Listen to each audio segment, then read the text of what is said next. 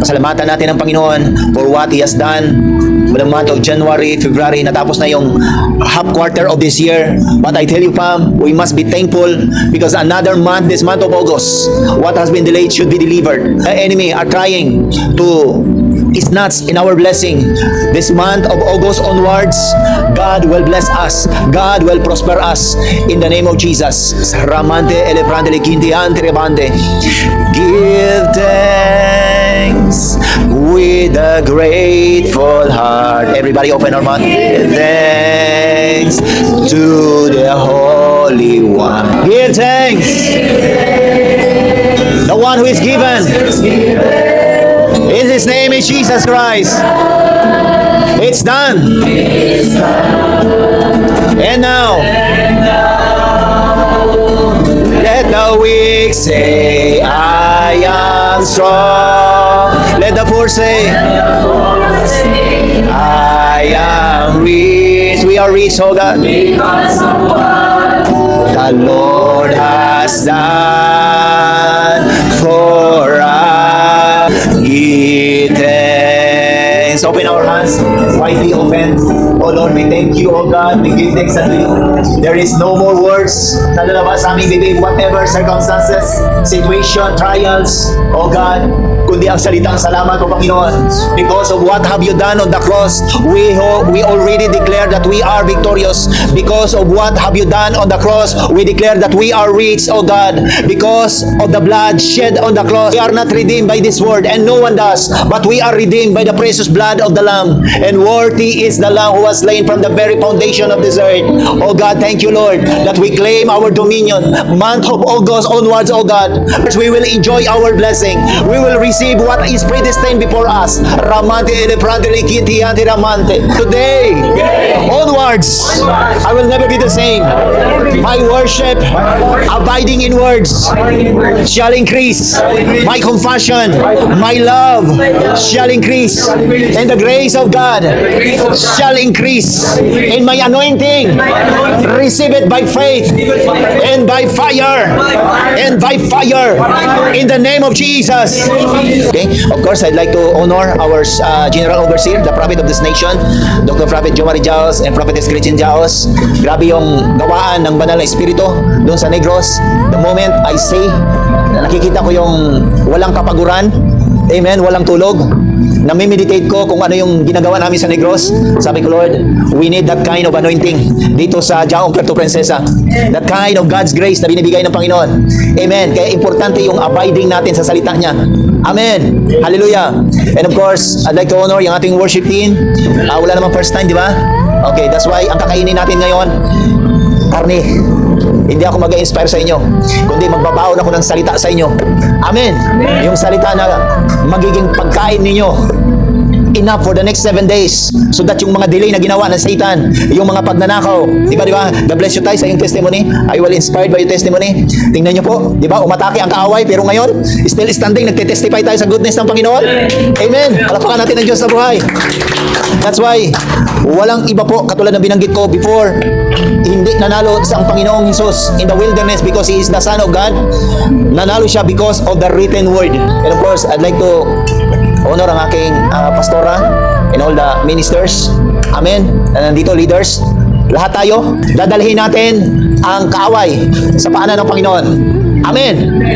Sino yung nag-midnight prayer noong July 31? Yung nakisabay sa ating prayer. Diba? That's why importante yung midnight prayer natin, lalo na pag end of the month. Amen. Alam niyo po ba, every time na may mga pamilya na hindi naka-attend, hindi niyo po ba alam kailangan ko magdoble ng panalangin? It's not just about prayer, but it is about the grace of God, because I understand na yung panalangin ko kasi makapangyarihan. Here in prophetic words that we release is powerful. Before, hindi ko naintindihan. Dati, panalangin lang tayo ng panalangin, pero minsan, hindi natin alam bakit parang walang saysay yung panalangin. Hindi dahil sa walang saysay, because we are not enlightened. Tandaan nyo po, ma'am, yung mga bagay na hindi natin alam or we do not understand, pag hindi natin alam o kaya kukunti yung kaalaman natin, we are limited. Ibig sabihin, hindi maka-advance yung gawin natin. Di ba? For example, meron kang trabahong gagawin. Pag hindi mo kabisado, mauubos yung oras mo. Pero pag kabisado mo, ay kaya ko tong gawin. Tapusin ko ito ng mas maaga para marami pa akong magawa. Diba? Yung mga bagay na hindi natin alam o kulang yung kalaman natin, we cannot advance the kingdom of God kung kulang yung kalaman natin. That's why in the kingdom of God, importante yung tinatawag na wisdom. Yan ang hiningi ni Solomon. Knowledge and understanding. Amen. I tell you, Pam, kahit sa pagbabasa ng salita ng Panginoon, mas maigi pang mag-AI drama pag kinilik mo yung 20 episode, 40 episode, isang upuan lang, mapupuyat ka pa. Pero pag sa Bible, isang chapter pa lang, aantukin ka na. Hindi nyo ba nararamdaman yung resistance? May resistance. Ano ibig sabihin? Ayaw ni Satanas na malaman mo ang katotohanan. Dahil kapag nalaman mo ang katotohanan, threat yan sa kingdom ni Satan. Pag may mga family na nagte-testimony, kasama nyo akong nananalangin dyan. Alam nyo kung bakit? Kasi ayaw ng Panginoon, ayaw ng banal na Espiritu na ma-snatch yung testimony natin. Amen? Kaya yung pagsamba sa atin dito sa Jaom, gawin nating habit. Sasamba tayo ika-7th day para mag-rest. Amen. So, last time, ang dami nating naging topic. Paano natin ma-overcome yung fear? Okay? Ibibigay ko yung pang-apat kasi nabigay ko yung tatlo last time. Okay? Ano yung una? We overcome fear through the battleground dito sa ating isipan. Alam na natin yun, di ba? Naging topic natin yung nakaraan. Okay, pangalawa, meditation ng ating faith. Ibig sabihin, meditation ng word, meditation ng experience natin. Pag sinabing meditation of faith, hindi lang yung meditation ng word. Ang faith kasi natin, yan yung resulta ng word sa atin. Di ba, nagbabasa tayo? But because of our faith, naging makatotohanan yung kanyang salita. Amen. Sa inyong pangalawa. Yung pangatlo, through prophetic connection. Amen. Dapat tayong mga anak ng Panginoon, tayong nandito, mga taga-Jaom, i-consider nyo yung sarili nyo. Okay, declare with me, I am a prophetic person. So, natandaan nyo yung mga topic natin last time, bilang isang prophetic person, dapat hindi tayo yung laging nagamurmur. Diba? We understand things. Naunawaan natin kapag sa harap natin mayroong laging nagareklamo, laging pasaway, laging may nakikitang mali. Ikaw na prophetic person, unawain mo siya. Kasi bakit? Kung sinong higit na makakaunawa sa lahat, yan yung mayroong prophetic understanding. Amen. Malay mo ba bakit siya nagmumurmur? Kasi yung nais niyang mangyari, hindi nangyari. Prophetic person, mapagpakumbaba po yan, Pam. At ang prophetic person, very careful yan sa kanyang salita. Di baling magsalita kayo ng hindi maganda kay pastor, may makita kayong hindi maganda, okay yan, tatanggapin ko yan kasi wala ipik yan sa akin. Kahit merong magbasa sa social media, walang ipik yan sa akin. And I need to abide in the word of God. Amen. Kaya yung pang-apat, isurat nyo, Pam, para makangkir natin yung spirit of fear, abiding in the word of God. Amen. In the book of John, chapter 15, verse 7, sabi dito, if you abide in me, in my words abide in you, you will ask whatever you desire, and it shall be done unto you. Pag sinabing it shall be done, ganyan ba? Pag sabi ng korte, it's done. Ano yan? Kahit mag-second demotion ka, sabi ng Panginoon, it's done. Pero mayroong requirements. If you abide in my words. Alam mo, maganda basahin din niya sa Tagalog. Kasi sa Tagalog yan, kung kayo'y manatili sa aking salita in my words, ako at ang aking salita ay mananatili sa iyo. So, sinong unang magsasubmit? Tayo o yung salita? Tayo. Tayo yung magsasubmit doon sa salita. Upang yung salita maging makatotohanan at maging faith natin, maging pananampalataya natin, ma-experience natin. Amen. Okay, for example, si Minister Susan, lahat po tayo dito as one family. Amen. Okay, sinong gusto ng business? Okay, another business. Okay, lahat tayo. Kunwari pa kayo, gusto nyo rin yan. Lahat tayo. Di ba? Okay, i-absorb nyo to, Pam, ha? Minister Lorna, taas ang kamay ng gusto ng business. Okay, business. Okay, sige, taas lang, taas. Okay, Minister Lorna, tingnan mo yung sino ng taas. Lingon ka sa likod. Okay, nakabisado mo? Halos lahat ba? Kunti lang. Okay, taas-taas ang kamay. Business. Ayan. Okay. Tanungin ko kayo bakit business hindi trabaho. Okay. Kasi unang-una, walang nayaman sa trabaho. Pero kung kahit nagtatrabaho ka, sabi mo, Lord, kailangan ko ng negosyo na hindi mananakaw yung pagsiserve ko sa'yo. Ano yan? Align sa kingdom? Hindi. Align sa kingdom.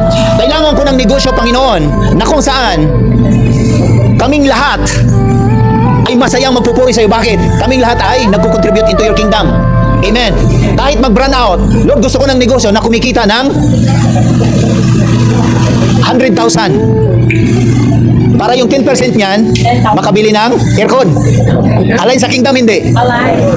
Amen. Minsan, kulang yung understanding natin kasi ang hinihingi natin sa Panginoon, yung tama lang, yung minimum lang. Ay, kung imagine natin yung Diyos natin, siya ang may-ari ng lahat ng resources nito. Pati yung kay Bill Gates, pati yung kay Elon Musk. Di ba? The Bible says, even the blessing of the wicked will goes to the just. Amen. Time will come, mayroong pupunta dito, magpapakounsel. Time will come, mayroong pupuntang ambulansya dito, magpapapray. Imagine nyo, Pam, kung mangyari mga bagay na ganon, sa tingin nyo, madali lang sa Panginoon ito na punuin? Madali lang. Pero kung mag-isa lang si pastor, hindi ko yan kaya. That's why ngayon, i-impart ko sa inyo yung kapangyarihan ng salita o impartation of the word, abiding in the word of God. Amen. Sabi ni Sister Lorna, Minister Lorna, mananalangin ako. Natutunan ko yung sinabi ni pastor, kailangan pala unahin yung iba. Amen. Kasi yan ang kasiyahan ng Panginoon eh. Pag sinabi kasing seek ye first the kingdom, sino yan? Kingdom. Yung mga family kasama sa kingdom. Amen. Sabi ni Minister Lorna, I will pray. Lord, salamat sa negosyo ni, sino yung naalala mo pangalan? Ate Hilda. Sa negosyo ni Ate Nilda. Sino pa? Margie. Si? Margie. Si Margie. Sino pa? Yung dito sa family. Inuna yung barkada. Joke lang. Sino? So, pinalingon ko si Minister Lona para makilala niya kung sino yung unang ipanalangin niya. Sino pa? Sister Rosa. Ito. Okay, si Minister Susan na lang. Minister Susan, nanalangin si Minister Susan. Hindi na mag-istorya. Sabi ni Minister Susan, Lord, salamat, may negosyo ako. Lord, salamat po, Panginoon. Habang nanalangin si Minister Susan, pinapanalangin niya na, Lord, naalala niya sinong naalala mo? Ay, naalala ko si Pastor! Naalala ko si Pastor! Lord, salamat po, Panginoon. Hindi lang si Pastor, bagkos, bibigyan mo siya ng negosyo pa. Amen. Sino pang naalala mo? Ako nga. Si Jonah. Lord, may negosyo na si Jonah. Pero gusto ko, Lord, lalong lumago ang kanyang negosyo. Magdagdagan pa yung negosyo niya. Pero kailangan po, Panginoon, hindi maging sagabal yung negosyo niya sa pagsasamba sa'yo. Align sa kingdom, hindi. Align sa kingdom. Sino pa? Okay. Lord, salamat po, Panginoon, sa aming family. Si Nanay Merle, oh God. Dati nagtitinda siya ng mga adlight. Sunod po, Panginoon, makakatinda siya ng lupa. Amen. Amen. Pagdating ng week, nag-testify si Jonah. Nag-testify dito. Sabi ni Minister Jonah, ay, family, salamat po, Panginoon. Ngayon mag-testify ako dahil nadagdagan yung negosyo namin. Sabi ni Minister Susan, Lord, salamat. Sinagot mo yung panalangin, oh God. Next week na naman may nag-testify. Sino? Si Nanay Merle. Ako po ay mag-testify at nagpapasalamat. Glory to God. Yung transaction sa lupa. Wow! Instant milyonaryo. Magkano ba yung inangad yun na commission sa lupa? 100,000? Million. 1 million. Ang 10% ilan? 100,000. Doon tayo. I-conquer natin yung syudad. Amen. Naka-aircon tayo. Amen. Next week, sino nag-testimony? Sino yung isa? Si Minister Luna. Nag-testify dito. Family, salamat po. Ako'y magti-testify. Ako'y empleyado ng barangay. Pero ngayon, may kunti kami negosyo. May tindahan kami. Oy, salamat po, Panginoon. Sabi ni Minister Lona, Lord, salamat, sinasagot mo ang kanilang panalangin. Pero nakapagtaka na 1 week, 2 weeks, 3 weeks, si Minister Susan, hindi nadagdagan yung kanyang negosyo. Pero patuloy pa rin siya dahil yung panalangin niya, sinasagot ng Panginoon. Amen. Pagdating ng 4th month, yun ang nag-testify. Sino na? Si Minister Susan. Noong nag-testify siya, umiyak siya. Lord, salamat. Dati naghatid ako ng okra. Naghatid ako ng mais. Yung hinahatid kong blessing po, Panginoon. Yung isa kong negosyo, nadagdagan ngayon. Amen. Palapakan natin ang Diyos na buhay. Yung pinapanalangin natin, nagkatotoo. Anong nirelease natin? Blessing. Amen. Sa iba, ay, bakit siya, Lord? Pinanalangin ko siya, tapos siya ang mayroong testimony. Ay, hindi ko na siya ipanalangin. Maling kaisipan. Hindi ang taga-Jaong. The more nakikita mong binibless, the more na ipapanalangin mo. Amen. That one day, Lord, hindi lang si Minister Susan ang magdadala ng blessing. Ako rin. Amen. Kapag patuloy natin ginagawa yun, nag-iipon tayo ng blessing. Amen. How much more yung ganito karami pa? Amen. Kaya for example, nagpo si Minister Susan, I know it. Alam ko na yan. meron challenges. Amen. Di ba? The moment may pamilya tayong hindi naka-attend, I know it. Alam ko na yan, meron challenges. The moment na mas marami yung nakaraan, kumpara ngayon, I know. May challenges. Hindi yan bago sa akin. Tayo ba nararamdaman natin?